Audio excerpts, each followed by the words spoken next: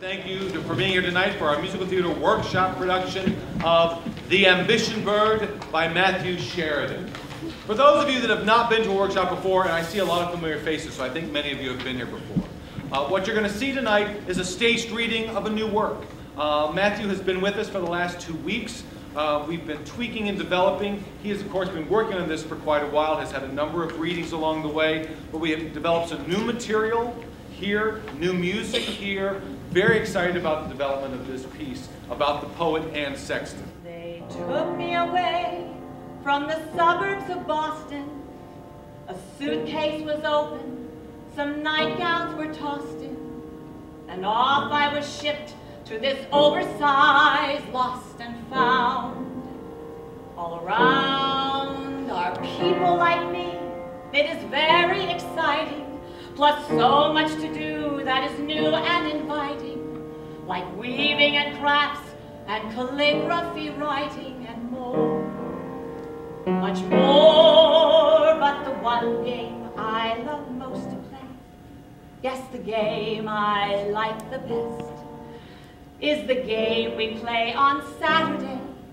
That's the day that outdoes all the rest.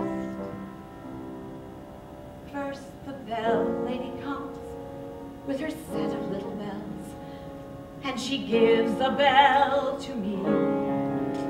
She gives out the rest, but we wait until she tells us to make our magic melody. Matthew, just a little background on how you actually came to this product. How did you decide to write about Anne Sexton?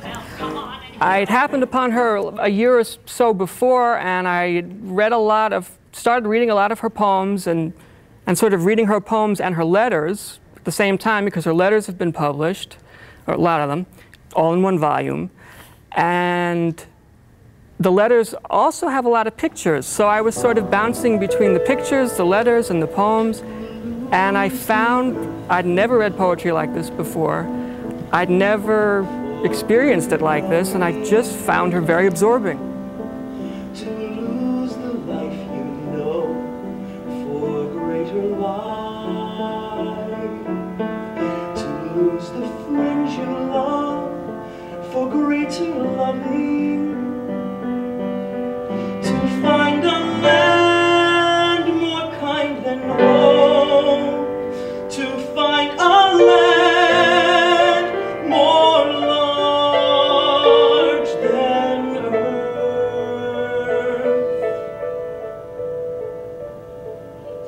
earth. The one piece, the trio, to lose the earth, I actually developed in these 2 weeks.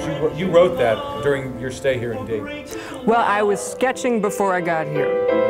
To find a land more kind than home, to find a land more large than The song is To Lose the Earth, obviously. It's the only one that Kay doesn't sing. And that was the first time, this was the first time it's ever been done.